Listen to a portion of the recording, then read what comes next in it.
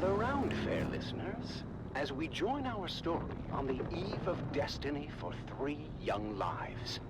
3 faithful aspirants to Duke Leto Atreides' fabled House Guard prepare for their final test at the War Gymnasium. A test that will challenge their training, their courage, and define their future as defenders of House Atreides. Our story begins on the Armatura Green at the Cala City campus of the Atreides War Gym. It is here where the finest young aspirants are honed into noble House troops. Shields up! Shields up! The honor of House Atreides rests on your shoulders! Defend yourself! You can't serve the Duke if you're dead! Among the recruits, 3 stand out. Taran, a farmer's son with unyielding determination. Lyra, a skilled sharpshooter born into poverty. And Aemon, a 5th-born Atreides cousin, striving to exceed the lofty expectations that come with his name. Won't let you down, Lyra. Trained too hard to fail now. Keep your focus, Taran. We'll get through this together. Come on now. We've got a real chance to graduate top of class. But Taran, Lyra, and Aemon are not the only ones vying for the top spot.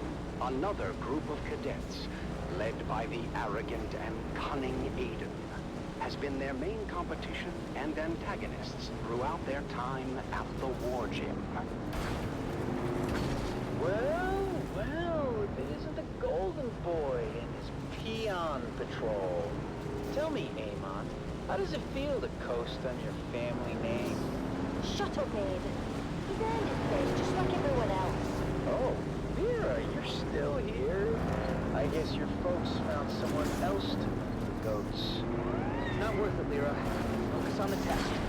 We'll show them our work. As the aspirants ready themselves for graduation, only the final test stands in their way. A grueling 2-day endurance race to the summit of Mount Sayubi, known as the Peak of Valor Challenge. Ancient tradition states that the aspirant team planting their flag atop the summit first will be named top of class. Come on, keep it up. We're almost there. Just a little bit further. Watch out for that loose rock!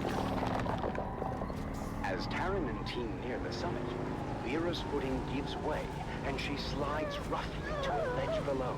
Yes! Go on without me! Plant the bloody flag! Not happening, Lyra. Atreides leave no man behind. Hang on, Lyra. We're coming. Meanwhile, Aiden and his group are hot on their heels and seize the opportunity to rush to the summit. Come on, you maggots! Dig deeper than you ever have before! We're almost there!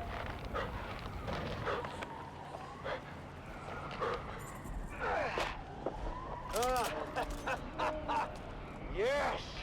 We did it! I told you those losers didn't stand a chance. Ah, finally a respectable client. You'd not believe the ragged dogs we get in here. Although you would benefit from a cleaning. Now, you're here for some training, are you? Sardaukar, chum mercs, they're always right where you do not want them. More so now since that prison ship went down. If you ask me, those must have been very valuable prisoners not to simply let the worms swallow them. Stay clear of the patrols. They're not discriminating when it comes to murder.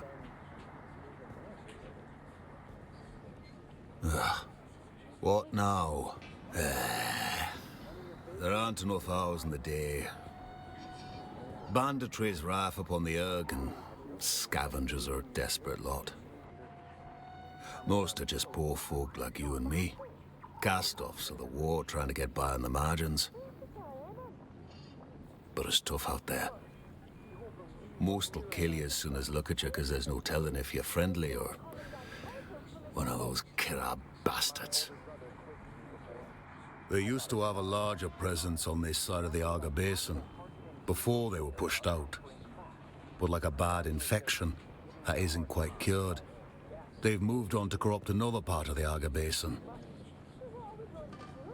They started out that way, I reckon. But then some black-hearted bastard came to the conclusion that it was easier to steal another's salvage than to hunt your own. And I suppose the idea caught on. Because before you knew it, the scavenger community was divided between those who scrounged for salvage and those who took it. Kerab just means bandit around here. They're not really an organized group, far as I can see. Just a bunch of like-minded bastards that move in packs like the desert dogs they are. As I said, there used to be a bigger problem around here till the slavers pushed them out from the hand of Kadir. Towering rock formation they used for navigation in the ancient past. It's said to resemble our hand, but I don't see it. In a contest for black-hearted bastards, the slavers have the Karab beat with ease. The Karab only take your last find. The slavers take your soul and sell it to some puffed-up noble too lazy to wipe his own arse. The whole enterprise is disgusting. That's one topic the Duke and me saw eye to eye on. Duke Leto Atreides. Don't insult me by pretending you haven't heard the whisperings that haunt me even in this desolate place. Loose talk, saying that I did anything other than serve my Duke with honor and integrity. It's true that I was removed from service to the Atreides. And it's true that the charges laid against me were for cowardice. But those who know me know that's impossible. And I have not, nor will I ever dignify the charges with a response. And truth be told, the old Duke Leto, one before this blasted war changed him, would never have questioned that fact. A momentary lapse of judgment in the heat of battle, that's all. Tribunal called it something else. They called it cowardice. Easy for them. Took all of 7 minutes, and half of that was noting who was present. Then the bastards packed up their papers and told each other, good job. But they weren't there. Open combat writes a story only the fighters can read. Your comrades, your brothers.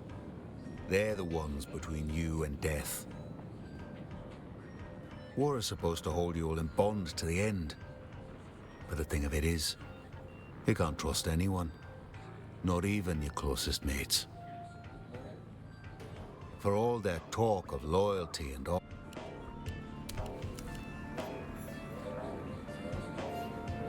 Your sweat betrays you, off-worlder.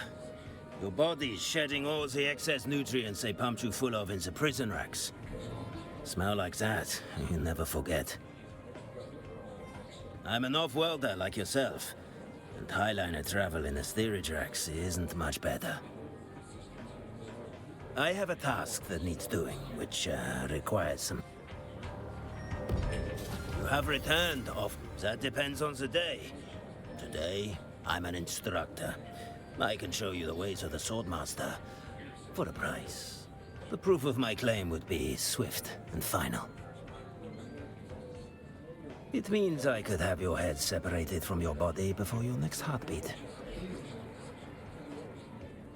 True may be pushing it, but I'm intimately familiar with the teachings of Jul Nuret and the Gnaz school.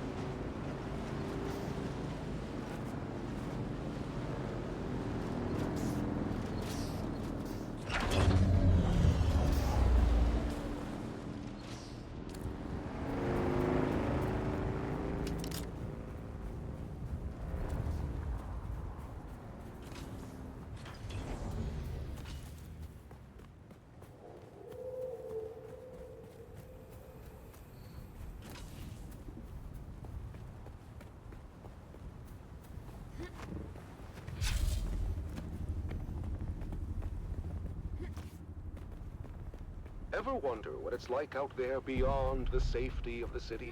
Where the sand shifts and ancient secrets hide beneath the dunes? Well, let me tell you, there's more out there than spice and sand.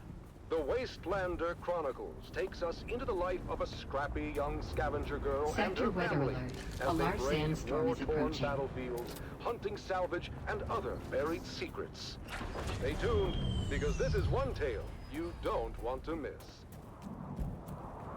It's the Wastelander Chronicles, brought to you by O'Gary's Imports. O'Gary's Imports. If you want it, we have it. And if we don't have it, we'll get it. Join us now as we journey to the blistering sands of Arrakis, where we follow the adventures of the O'Gary clan, a pioneering family of salvage experts, as they scour war-torn battlefields and crash sites to discover their next great haul.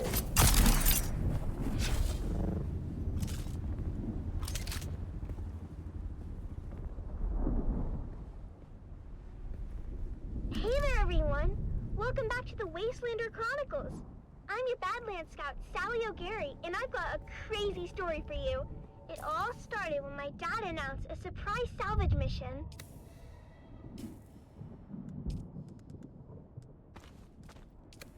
It was just after sunset. Dad has spent all day, as always, minding our storefront and listening to the space traffic controllers going about their business on the community. I always tease Dad and ask how it is he can listen to those encrypted channels, and he just shushes me and tells me to clean my guns. But this was a day Dad's patience and extra-legal community receiver paid off. He overheard a distress call from the Leopoldus, a light freighter carrying machine parts out of Bella Goose. Now, you might be thinking, Sally, what's so darn exciting about machine parts? But in the salvage game, we learned that a ship listing machine parts on its cargo manifest could be carrying anything from precision lasgun barrels to cybernetic eyeballs, so it's worth the trip. Of course, Dad's not the best with his numbers, so it was up to Mom to triangulate the coordinates and plot our course to the crash site in the Minor Erg. As always, when we piled into Clovis, our vintage 68 Chome Landmaster, Mom reminded us of the grim dangers waiting for us in the desert.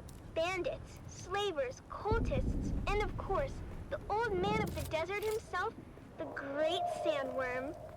When we finally arrived at the sector our coordinates were within, we hid Clovis under a tarp and moved in on foot. As always, it was up to me and my little brother Coda to scout ahead and look for danger.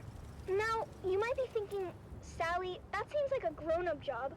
Why would you and your cute little brother be sent ahead to scout? The truth is, we rely on that cuteness to lull our enemies into a false sense of security. Then, we kill them real good. Coda can separate a man from his jewels in less than 2 seconds. I've seen him do it. But after a whole lot of dust and nothing, we finally came up upon the coordinates marked on our map. And what do you know? The crash ship was nowhere to be seen. Of course, Mom and Dad immediately set to arguing about it while the rest of us fanned out. You're an idiot, Finn O'Gary. Don't you dare blame my calculations on this fiasco. I should have listened to my mother and entered the sisterhood. At least then, I'd be married off to a man of consequence. You wouldn't be married to anything but a mop and bucket. Instead of kids, you'd have hallways to clean. And you know those witches got a lot of hallways. What do you know about the Bene Gesserit? You don't even know how to add. I know one thing I'd like to subtract. Hey, Mom and Dad? Look what Phaedra and Bree just found. While my parents were bickering, my big sisters, Phaedra and Bree, had uncovered a hatch in the ground, beneath layers of sand and scree. It took some cutting, some prying, and a whole lot of cussing, but my dad finally got the hatch to open to reveal a ladder going down. Dad led the way. His glow glow cutting through the darkness as we descended for what seemed like an eternity. The smooth ladder shaft was marked with ancient warning signs in a language that Phaedra said was Proto-Galactic, whatever that means. Dad said it meant that the place at the bottom of the ladder was a part of the old empire. Finn Jr. said they were around a really, really long time ago and sent their scientists all over the universe to very cool stuff. Dad said finding their old stuff is our family pastime. The fate of the O'Gary clan has always been tied to remnants of the old empire, whether it was back on Hagel or right here on Arrakis. Look at how we're drawn to one of their facilities without even knowing it was here. When we finally got to the bottom of the ladder, we found ourselves in a small antechamber That's when Mom noticed a series of small, almost invisible switches along the wall. With a little bit of trial and error, we activated the mechanism. A screen flickered to life, displaying a map of the facility.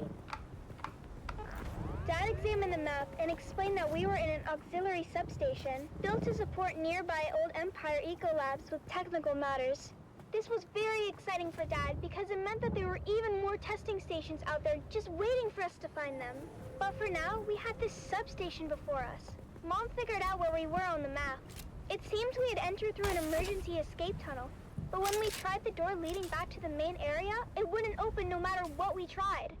Dad began to despair, but Mom kept her head and found us another route back into the complex through a twisty utility duct. But there was a catch. The utility duct was incredibly narrow, too small for any grown-ups to fit through. This was my moment to shine. With a quick pep talk from my mom and a promise to be careful, I wriggled into the tight space, inching my way forward. The walls closed in around me, but in true Ogari spirit, I kept my cool, determined to reach the other side. About 30 meters in, I felt a tug on the safety rope tied around my waist. It had reached its limit. I couldn't go any further unless I disconnected it. Sally, you're at the end of the rope. You want to come back, hun? I can't turn around here. It's too tight. I'll have to disconnect and keep going. Are you sure, Sally? That's an awful risk. We won't be able to help if anything goes wrong. You didn't raise me to be a coward. What does Dad always say the O in Ogari is for? Obnoxious? I thought it was obstinate. No, you sillies. It's audacious. I'll be fine. Just keep a lookout for trouble. I unhooked the safety rope and kept pushing forward, fingers crossed that the passage would lead somewhere. The angle of the duct meant there's no turning back. If it was a dead end, I was surely a goner. But hey, what's an adventure without a little risk? I think I can see something up ahead. It's an access hatch. Here's hoping I can open it from inside. I need it! The access hatch opened onto a huge chamber, lit by a soft, eerie glow. It was a real treasure trove of ancient technology, preserved perfectly through the ages. I had found the mother lode. After marveling at my discovery for a spell, I managed to backtrack to the escape tunnel where my family was waiting. Now I understood why we were never able to open that door. It was blocked by an ancient power loader. Fortunately, the control fob was still in place, so I was able to move that great beast away from the door. Honey, are you okay? I'm fine, Mom. Where are you going, Finn? Our daughter almost died, and you're more interested in salvage. She seems fine to me. More than fine, in fact. She's spectacular. Our daughter or the power loader? Can't we be excited for both? This is a VK5000 powered work loader. The last exosuit to come off the Venhold assembly line before the company was split up into Combined Mercantile and the Fold Space Shipping Company. Do you mean... Yep. The predecessors to CHOAM and the Spacing Guild. Wow. After the excitement died down, we carefully extracted as much as we could carry, making sure to document everything for later study.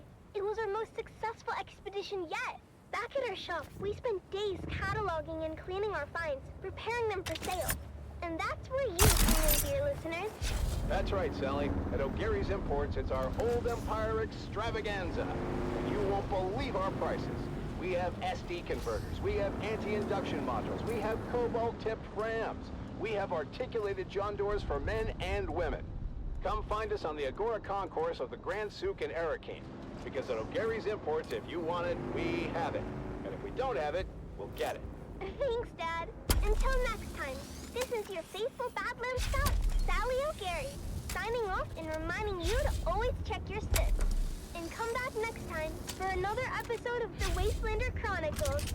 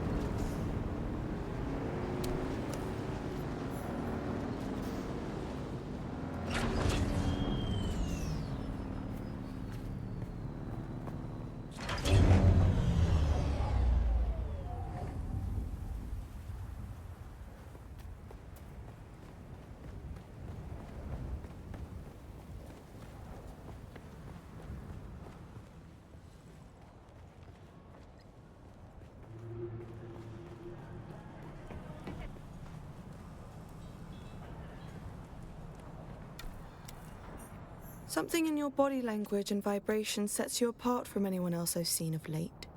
An interruption in the rhythmic breath of Arrakis. I am Sister Mesa. Not exactly. Nothing I'll elaborate on. Not to you. Not yet. Then perhaps you'll be willing to help me. I'm forced to remain here for the moment, but there is a task I need to see done. I'm interested in texts regarding certain ancient prophecies of the Fremen. 2 fragments in particular. They may be in a nearby cave.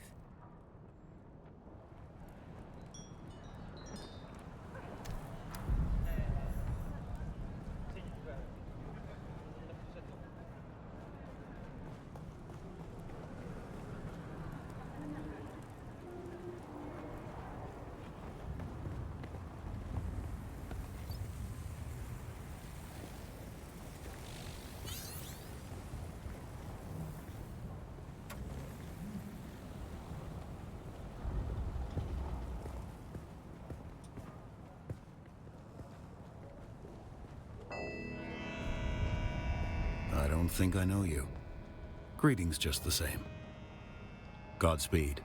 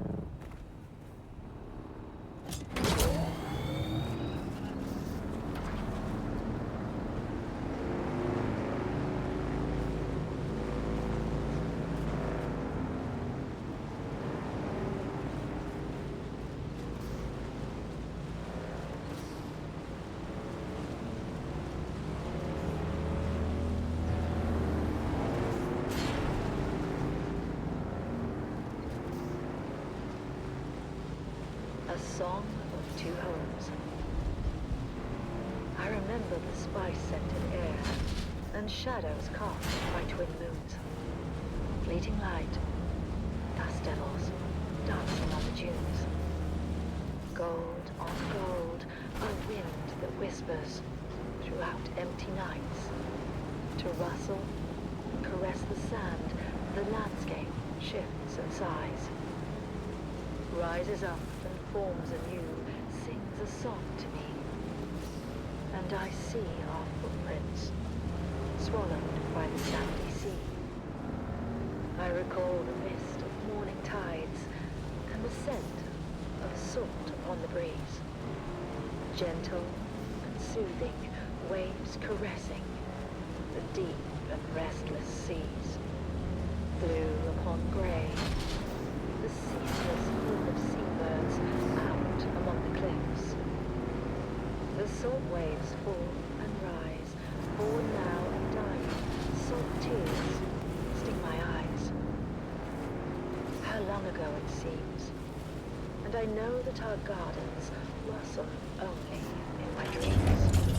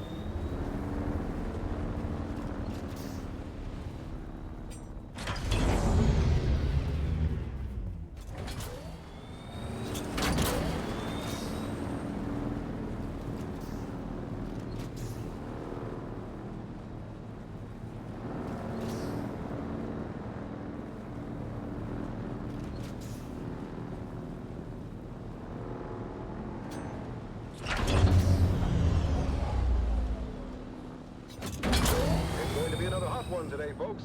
It's already 70 degrees Celsius in the shade, and the day's just started.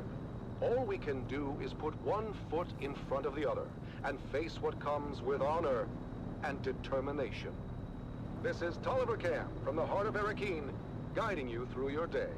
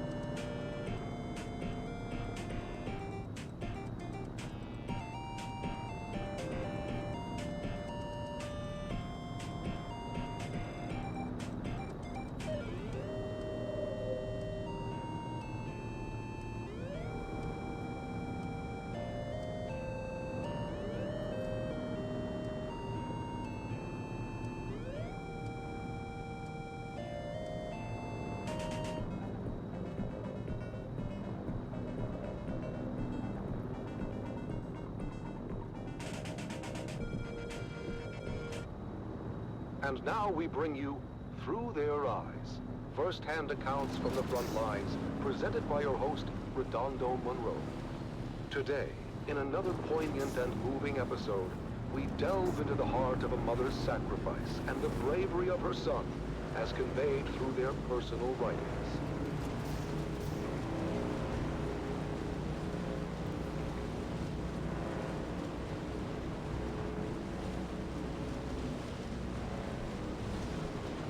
Fiona Thorne, a devoted mother, has remained steadfast and resilient throughout the long years of conflict. Her diary reflects the unwavering morale of the Atreides families, supporting their loved ones and our fighting forces. One fateful day last year, our Special Missions cohort executed a daring raid against a Harkonnen position in the minor erg known as 3 Rock Station. Sergeant Eric Thorne, a highly trained member of the elite strike force known as Gurney's Own, was part of that operation.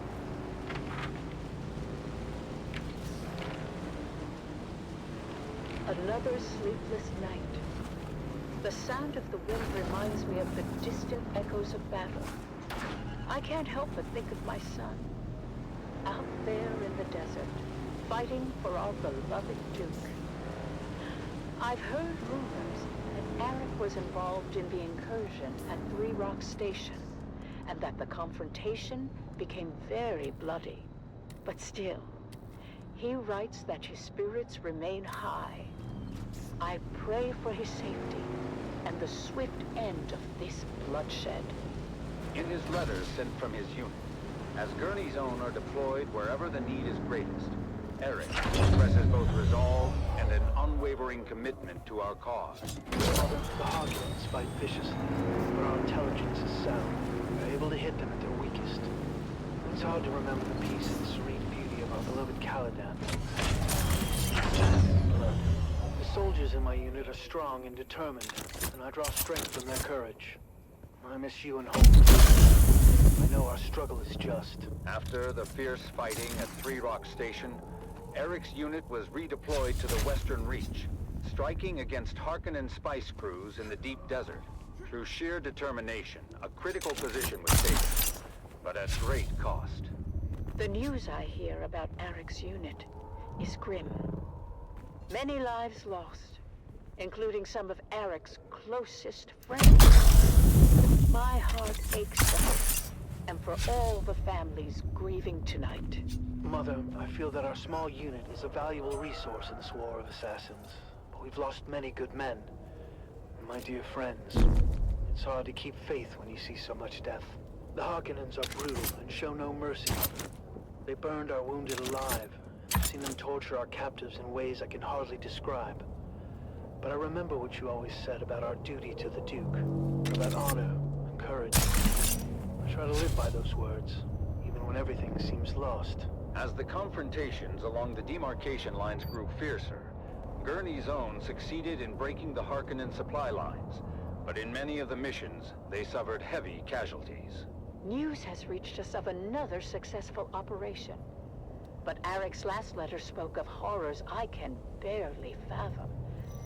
I am hoping now, beyond hope, that his unit will be given reprieve, and that my son will be returned to me.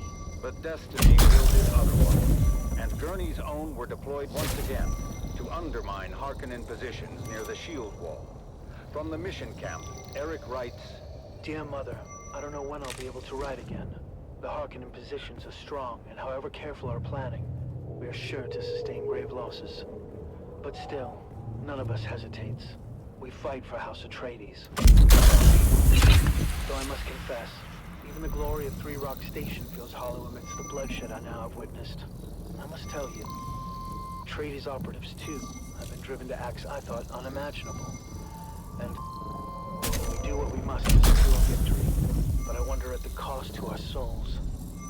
I miss you. I fear I may never see you again. Later that same month, it was reported that Sergeant Eric Thorne was declared missing in action during a clandestine raid. His mother's heartache reminds us of the ultimate sacrifice made by so many. Eric is missing. My son, my brave boy, lost to this endless war. I am proud of him, of his courage and his honor. But I cannot help the bitterness that fills my heart. We did so much. And for what? What good is the... And the when the endless sands of Arrakis swallow our children whole. Fiona Thorne's sacrifice is a testament to the strength and resilience of House Atreides. Let us honor her and all those who endure the trials of this war, as we strive for a future where their sacrifices are not in vain. You have listened to another episode of Through Their Eyes, first-hand accounts from the front lines, presented by your host, Redondo Monroe.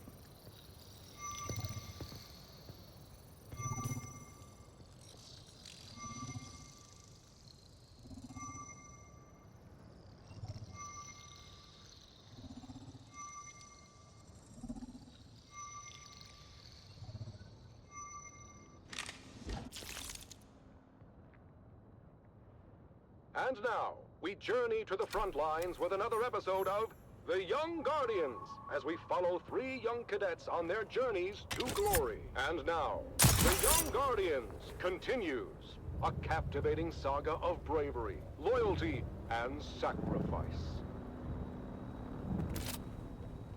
When we last left our 3 young House Atreides aspirants, they had received their orders to join the War of Assassins on Arrakis. After crossing the known universe on a guild highliner, our heroes are briefed on what awaits them in the desert sands below.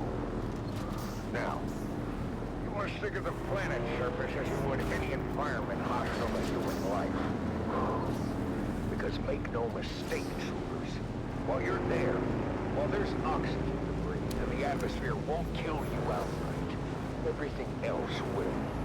Your destination is Helios Gate, a bastion-class fortress overlooking the northern frontier. You'll be reinforcing 3 Company of the 5th Rapid Deployment Cohort. Captain Armstrong and the Fighting 5th have repelled no less than 23 direct enemy actions in the last standard quarter.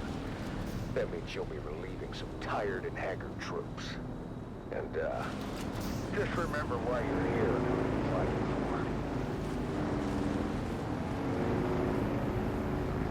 That's right, for the Duke. As our 3 young guardians cross the gangway to their dropship, certain nerves and anxieties come boiling to the surface. Talon, are you okay? Whoa, you just missed a trooper on the lower gangway. You didn't even notice. Rose! Yeah, I'm okay. Oh, I think that slig chowder isn't sitting too well. It's okay to be nervous, Talon. I'm bloody terrified. Although I'm not sure if I'm more afraid of the Harkonnen or the planet itself. Both are horrible. But my greatest fear is failure. Letting my family down. That's hogwash. You've already lived up to your family name. We were top of our class at the war gym. Our names are inscribed on the Great Pillar. After Aiden and his crew were disqualified. And summarily executed. Yeah, but I have so much pressure on me to perform. You peons can't possibly understand what it's like to be non-familiar. To live under a microscope. 1,000 rules for every little thing. Sometimes I'm jealous of the freedom you guys have. Freedom to toil for every waking hour. Or freedom to starve when the crop yield is low. What about freedom to be beaten if we bump into one of our betters? You know what I mean. I'm sorry, guys. I'm just worried about our deployment. Worried about what? My brother says Helios Gate is outdated and of limited strategic value. So? Well, you heard the commander. 23 direct enemy actions in the last standard quarter. Is it really worth the risk? I thought you wanted to prove yourself, Golden Boy. Life must be so hard as a noble. Okay. I'm an ass. Lay off me. Look, we just need to stick together and remember our training. And who knows? These things ebb and flow. We may not even see any action for quite some time.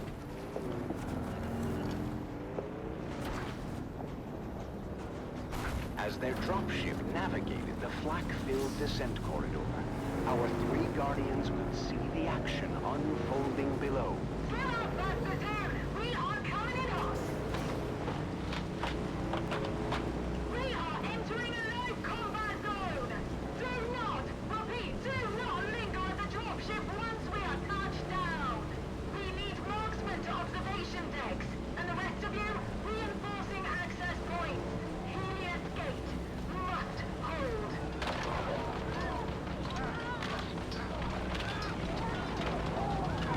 Talon, Lyra, and Amon are deployed to different positions around the Helios Gate fortress.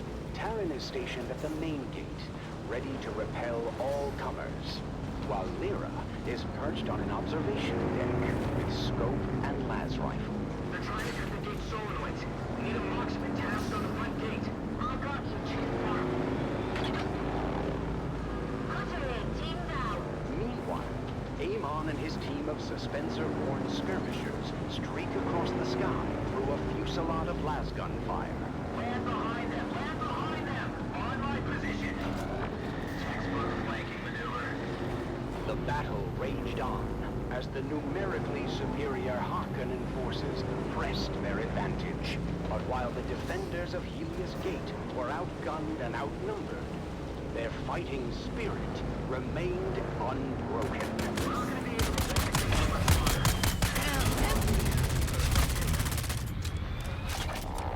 Negative, Trooper. We've got all guns keeping their ornithopters at bay.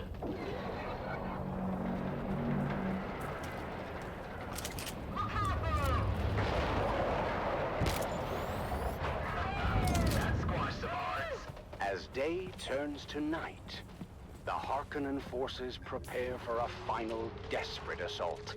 The defenders, exhausted but resolute, ready themselves once again for the coming battle.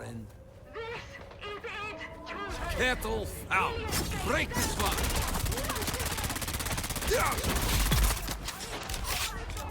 From Para East! Hang on!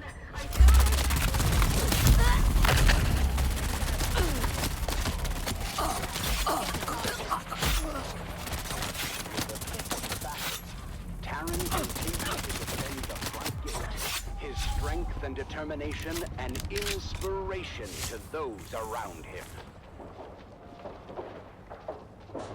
Trying to break through the old-fashioned way. Lyra's precision fire thins the ranks of the oncoming enemy as Amon is redeployed to the battlements. I've been hit! The front gate isn't gonna hold!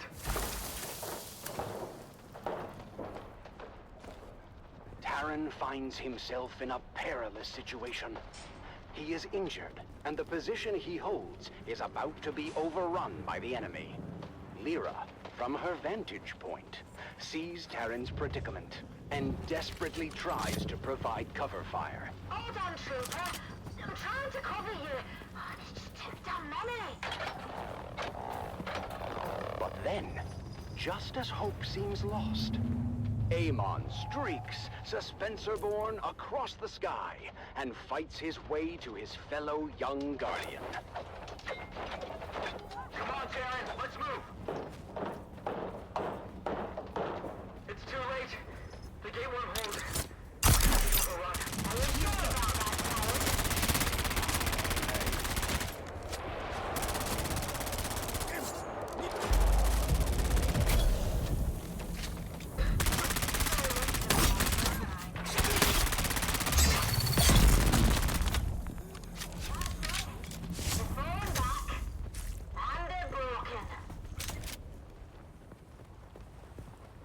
When the smoke clears, the casualties on both sides are many.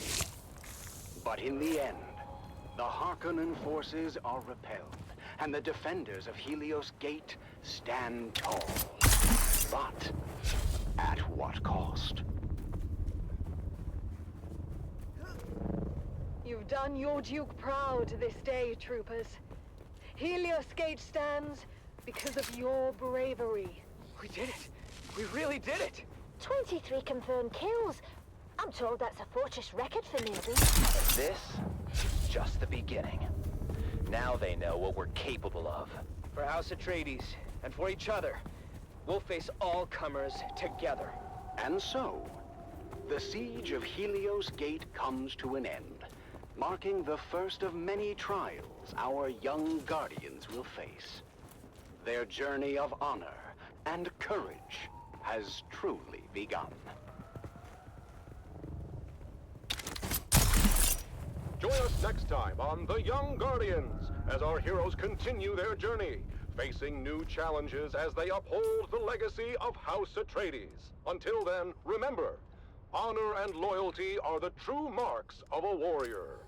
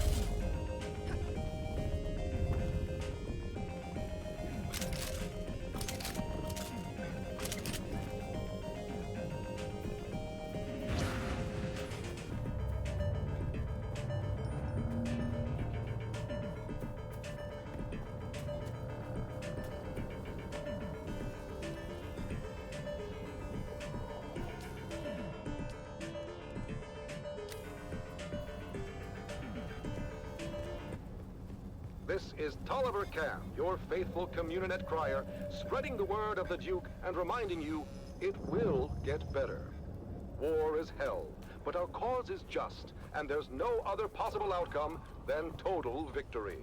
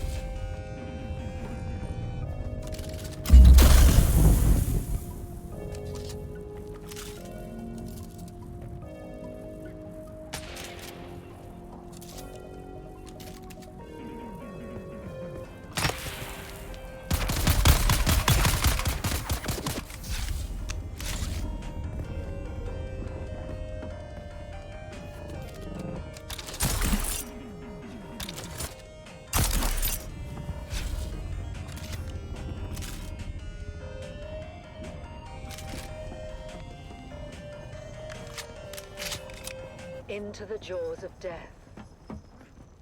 One more June. One more June. One more June onward. Into the desert storm flew the brave soldiers. Forward the shield brigade. The las guns must down, he said. Into the desert storm flew the brave soldiers. Forward the shield brigade. No one could hesitate, despite their rapid haste. Hearkening, villainy. The truth not to ask, not sacred life theirs, but to stand and fight. Into the desert storm flew the brave soldiers. Las guns to right of them, las guns to left of them, las guns in front of them, lightning and fire beam, forward to final breath. Boldly they flew, and well, into the jaws of death. Into the mouth of hell flew the brave soldiers. Flashed all their crisp knives bare, flashed as they turned in air, slicing the gunners there, charging an army, while Arrakis all wondered. Plunged in the battle smoke, right through the line they broke. Harkonnen and Sardaukar reeled from the crisp knife stroke, shattered and sundered. Then they flew back, but not all of the soldiers. Las guns to right of them, las guns to left of them, las guns behind them. Lightning and fire beam forward to final breath. They that had fought so well came through the jaws of death. Back from the mouth of hell, all that was left of them, left of the soldiers. Ne'er will their glory fade. Oh, the wild charge they made. Atreides, in debt to them, honor the charge they made. Honor the shield brigade. Oh, noble soldiers.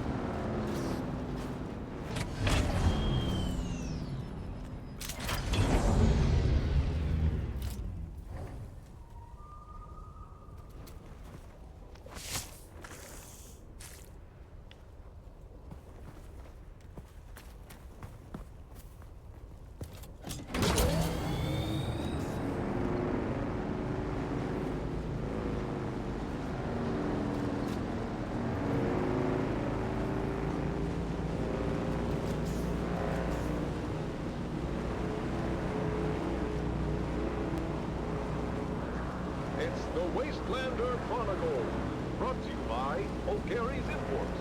O'Gary's Imports. If you want it, we have it. And if we don't have it, we'll get it. Join us now as we journey to the blistering sands of Arrakis, where we follow the adventures of the O'Gary clan, a pioneering family of salvage experts, as they scour war-torn battlefields and crash sites to discover their next great haul.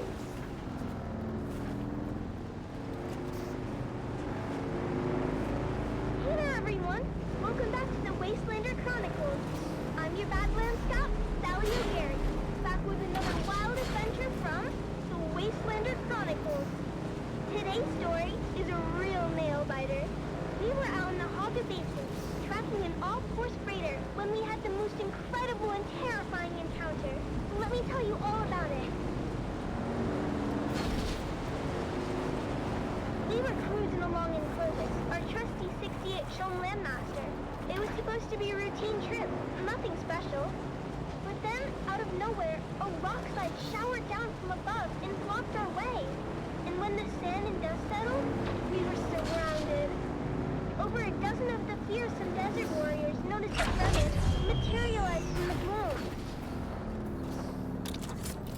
At least we thought they were Fremen, but their faces were hidden behind weird iron helmets. So Fremen or no, these guys were all business. The one with the biggest helmet stepped forward. He seemed to be in charge and didn't waste any time accusing us of trespassing on Masquerade territory. Masquerade? I've heard of these clowns. Maybe not a good time for name-calling on them. We tried to explain that we were just friendly together, but they weren't having any of it. The one in the big helmet said we were infidels, defiling the electric worm's domain. Whatever the heck that meant. A cargo cult. Fremen wannabes. Your dad warned me about them. When were you talking to Dude Shags? Not now. Well, was he talking to you, or were you talking to him? Here we go. I'm just asking. Don't I have a right to know why my wife is always chatting up the handsome sheriff? He gives good intel. Is that what you call it? By that point, I guess Big Helmet had enough of Mom and Dad's bickering, because he got real mad and ordered us buried up to our necks in the sand.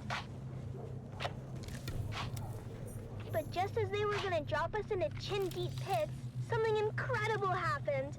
The Moskret started yelling about something they call Shai Halud and lit out of there like their tails were on fire. Turns out, Shai Halud is the local name for the big sandworms. Well, I don't have to tell you what happened next. The ground started rumbling and rumbling like never before. I swear it must have been one of those super granddaddy sandworms you hear about living in the deepest desert. I figured it must have took a wrong turn at the shield wall and ended up on our heels. But I'll tell you what, when it comes to worms, Mom and Dad know their business and led us to safety on a rock island with practiced precision. When the dust settled, the worm was gone and there was no sign of the Moskret. Or was there? Trail. Good job, son. Follow it. And why are we following it again? They threatened my babies. The trail led to a depression in the rocks where the Moskret had been camped. They posted guards, but they were no match for us. The best part is, after we killed them all, I found an old handwritten map tucked into Big Helmet's boot.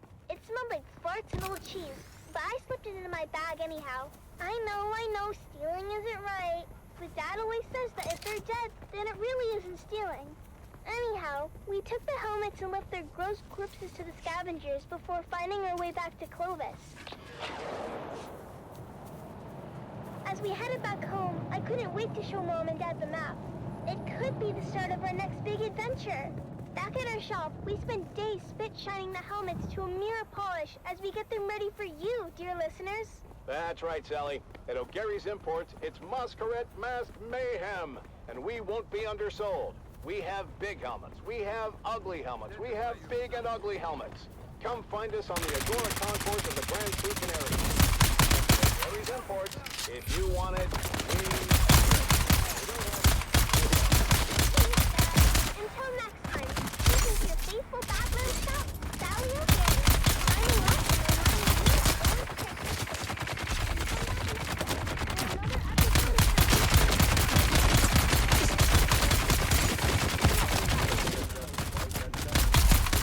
Stories of resilience.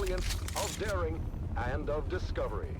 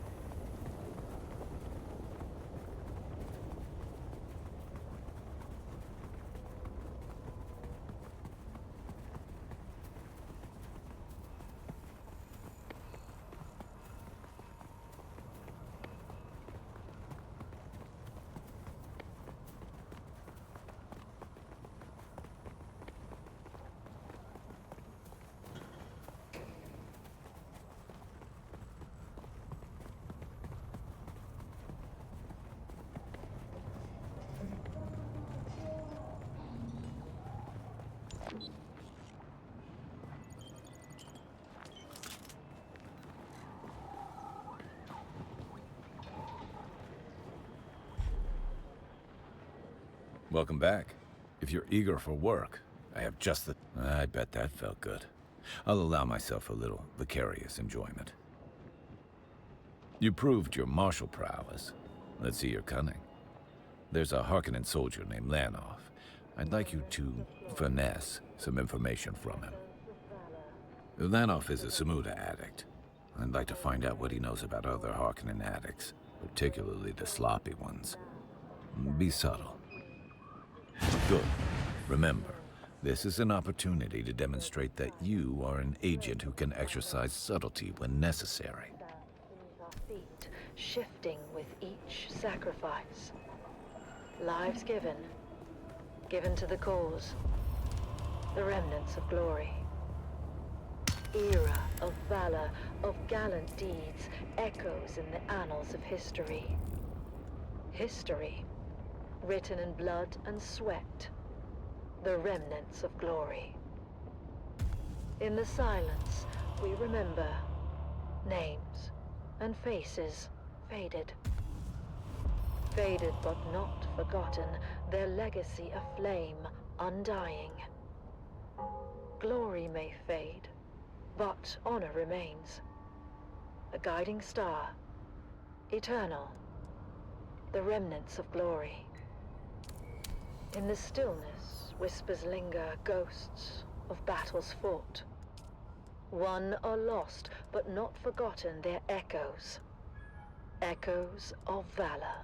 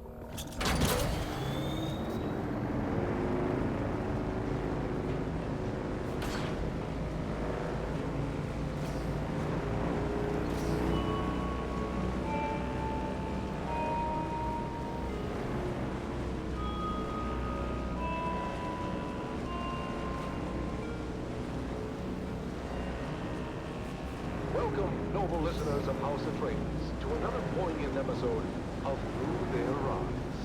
Today, we bring you the story of Sergeant Creel, a decorated member of the 2nd Deep Desert Expeditionary Force who has faced the horrors of war firsthand. As we delve into his experiences, we honor the bravery and sacrifices of our troops. Sergeant Creel, thank you for joining us today. Can you start by telling us about your involvement in the operation at Dejum Wadi? Of course, we're operational in the deep desert, so scouting came back with reports of a Hark emplacement at Dejum Wadi. Well, that was a serious provocation. What happened at Dejum Wadi? Like I said, we own the deep desert, so when word got back to us of a Harkonnen bastion being raised, our commanders knew what to do.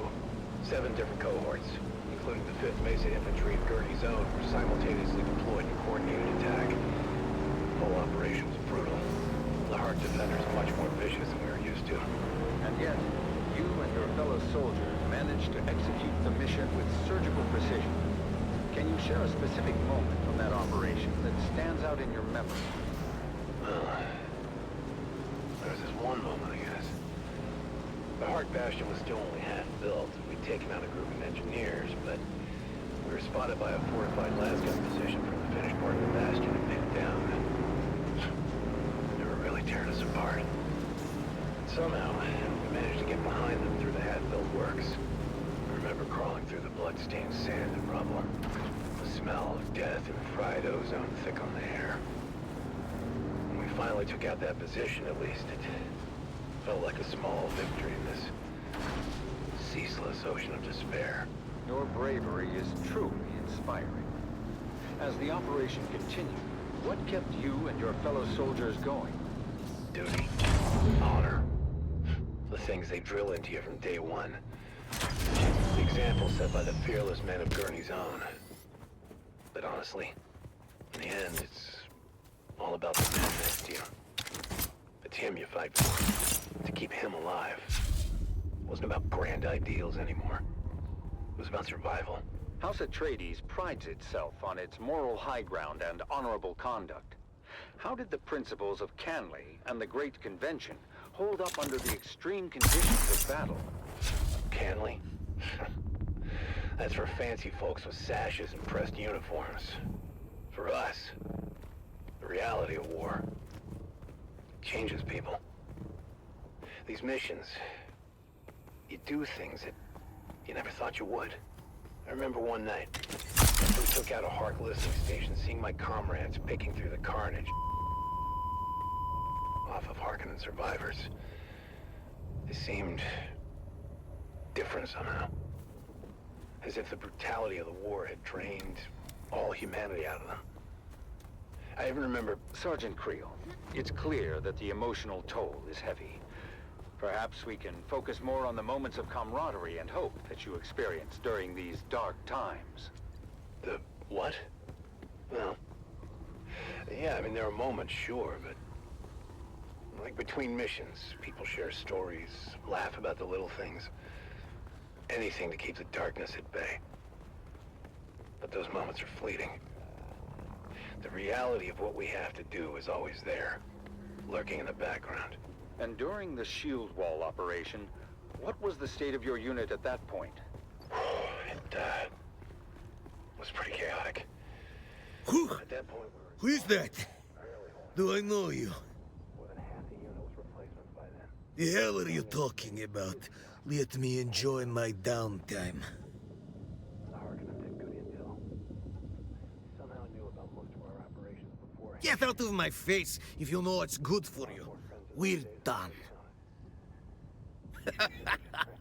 Now there's one who enjoys their samuta.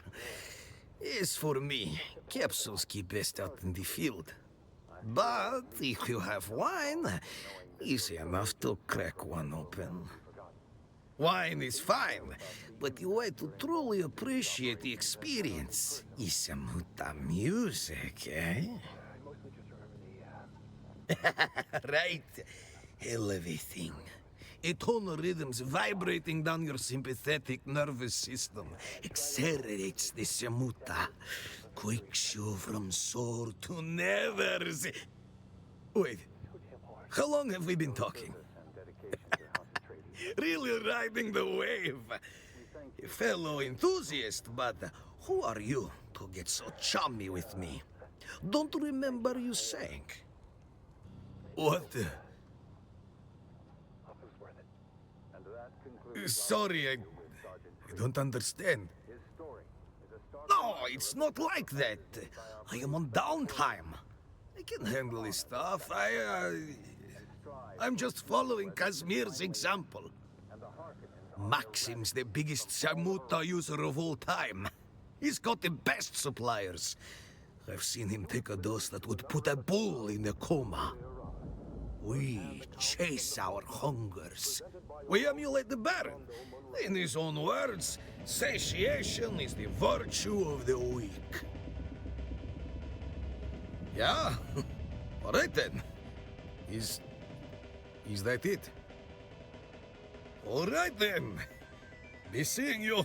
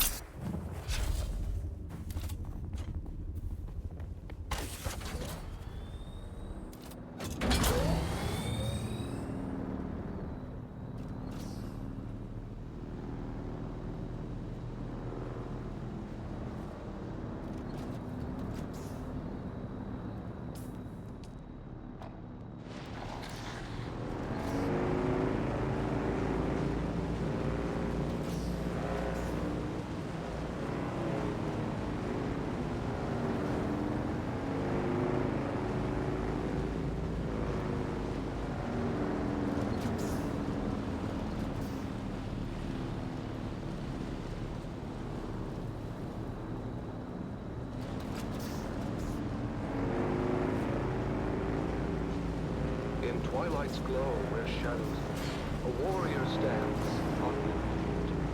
His sword, once bright, now dulled with strife, reflects the toll of countless lives.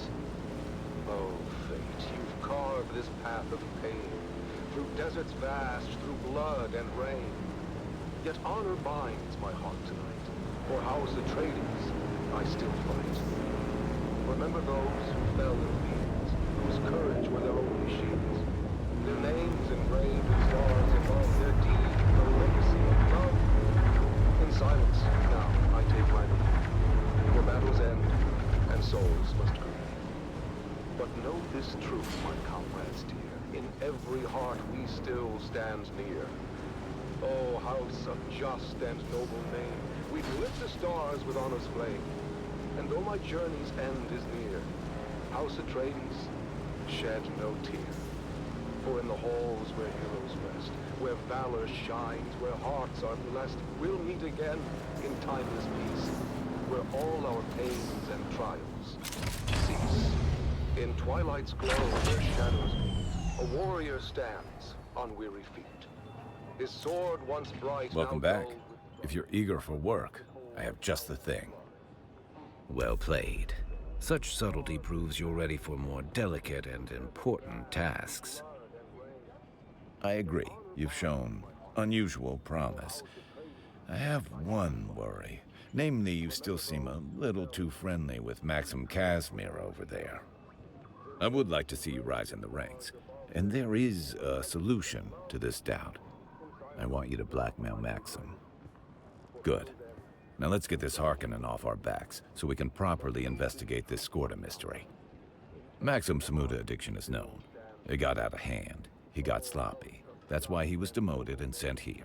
Apparently, his addiction has worsened. I had a tracker put on the person I suspect is his supplier.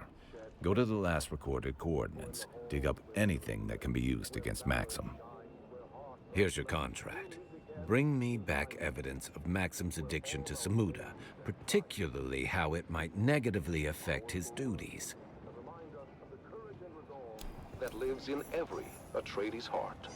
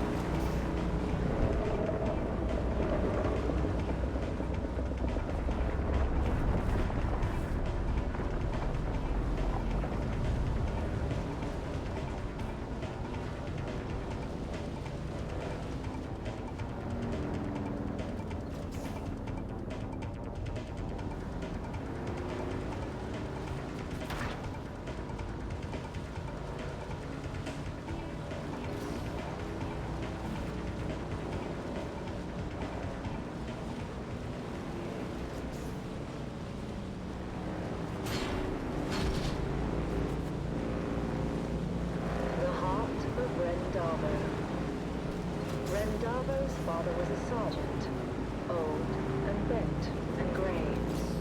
He served the Duke in '88, back in a bygone day. He lived out in the desert and scraped his meager fare, with children 9 around him and Ren, the youngest there. The older siblings learned some sense, but Ren was left without. He was tall, but short on wisdom, and grew up broad and stout. Pious, cheerful, willing, yet he seldom did things right. "What will become of you, poor boy?" his father asked each night. And finally, Ben answered, "A soldier, sword in hand. If all else fails, at least I can still die for Duke and land." Ren packed his bag and went to join the brave Atreides troop. Strong and fit, and healthy too, he was welcomed in the group. But when he had to master drills and learn the skills of war, the sergeant screamed and laughed and screamed still more. For when ordered to turn left, Ren would quickly turn to right, and told to shoulder arms instead, he charged with all his might.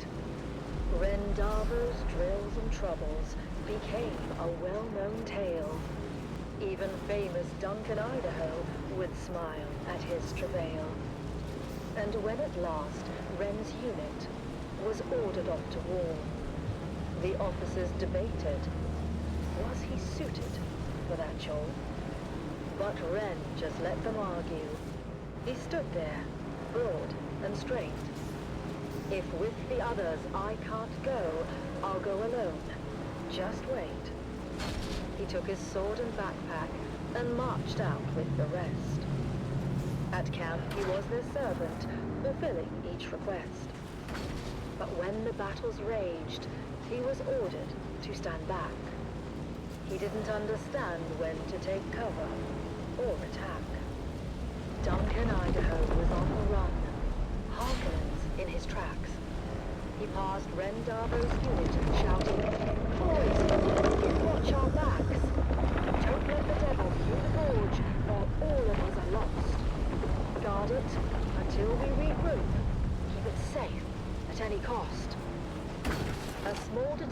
arrived, made up but of barely 20 men. Got there in time to make their stand. Along with them came Ren. The Harkonnen fell on them hard, their last guns ran and 7 brave gave up their costly breath.